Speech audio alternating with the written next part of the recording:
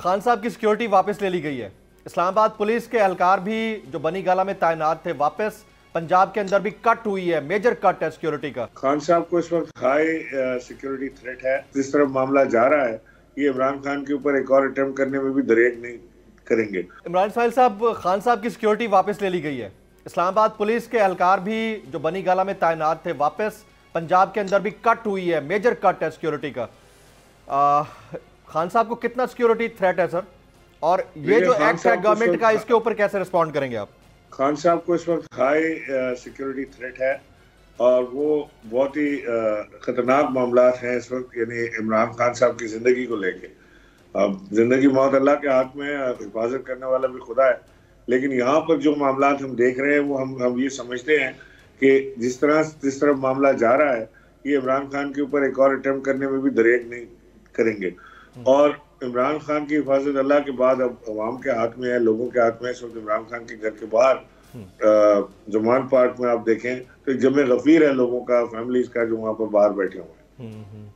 तो अब सिक्योरिटी की तमाम तर जिम्मेदारी जो है वो खुद कारकुनान ले रहे हैं। जाहिर है अगर हुकूमत सिक्योरिटी जिम्मेदारी नहीं लेगी और वहां से सारी सिक्योरिटी हटा लेंगे इमरान खान के घर के बाहर से, तो उसके बाद कोई तो सिक्योरिटी की जिम्मेदारी लेगा।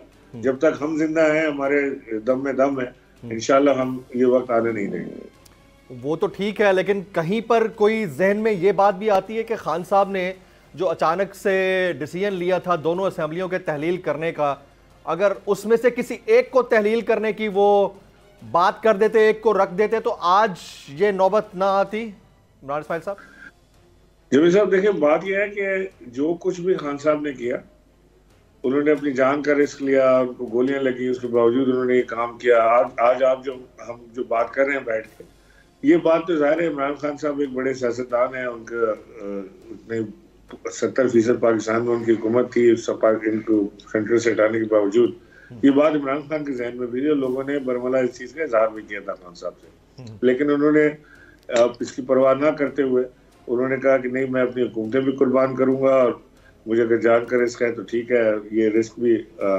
अल्लाह के हवाले, क्योंकि जिंदगी, मौत, इज्जत, जिल्लत और रिस्क और तंगी ये सब अल्लाह के हाथ में है। ये तो अल्लाह ने किसी बंदे के हाथ में नहीं दी, वरना तो आज दुनिया में कोई बचता ही नहीं अपोजिशन में।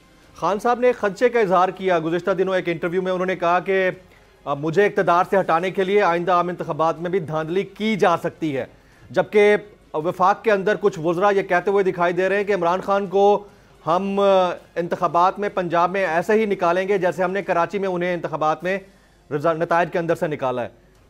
इसको आप कैसे देखते हैं? नहीं, ये तो उन्होंने पहले भी कहा था ना, आपको याद होगा जो 20 सीटों का इंतखाबात पंजाब में हुए थे, उन्होंने कहा था 3 से 4 सीटें, उससे ज्यादा इमरान खान नहीं जीत सकता। उन्होंने पूरा जोर लगाया था, उस वक्त हमजा शहबाज वहाँ पे थे, पूरा जोर इन्होंने लगाया, स्टेट मशीनरी लगाई, इन्होंने सब अपने यारों को, प्यारों को पुकारा मदद के लिए। लेकिन अंजाम उसका ये हुआ कि इतनी बड़ी तादाद में अवाम निकली बाहर की, इनकी जो धांधली की कोशिश थी वो नाकाम हो गई। तो इंशाल्लाह जब भी इंतखाबात होंगे तो उसमें बड़ी तादाद में अवाम बाहर निकलेगी, वरना ये अपनी धांधली में कामयाब हो सकते हैं अगर लो टर्न आउट होता है। कब होंगे इंतखाबात सर, क्या लगता है आपको? पहले तो ये पंजाब और केपीके की बात करते हैं ना। पंजाब और केपीके में जो इनको 90 दिन के अंदर इंतखाबात कराने ही कराने हैं वो, लेकिन अभी तो गवर्नर ने अनाउंस नहीं किया। एक तो ऑलरेडी कंट्रोवर्शियल पोस्टिंग हो चुकी है पंजाब के अंदर, आपको पता ही है, केयरटेकर सेटअप में, और उसके बाद भी गवर्नर ने अभी तक अनाउंस नहीं किया, neither KPK nor the governor of Punjab. नहीं, ये तो हमको करना पड़ेगा। हम कोर्ट गए, वहां से हम ले आएंगे, क्योंकि पाकिस्तान के आइन में लिखा हुआ है, इसमें कोई गुंजाइश नहीं है 90 दिन से ऊपर जाने की। और अगर 90 दिन में इंतखाबात नहीं कराते तो ये है गद्दारी का पर्चा।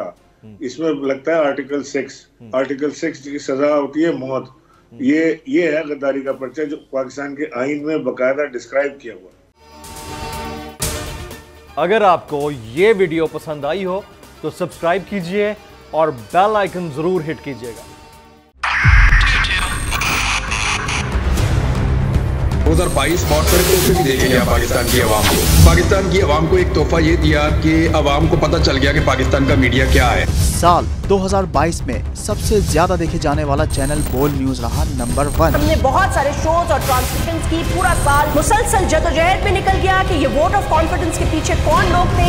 तोड़े रेटिंग के सभी रिकॉर्ड। सोशल मीडिया पर भी सबसे ज्यादा तेजी से 2.4 बिलियन व्यूज का संगे मील अबूर किया। एंकर्स को भी आवाम में सबसे ज्यादा मकबूलियत मिली और सोशल मीडिया पर भी बोल रहा सब पर भारी। सब्सक्राइब करें और बेल दबाएं ताकि कोई खबर रह न जाए।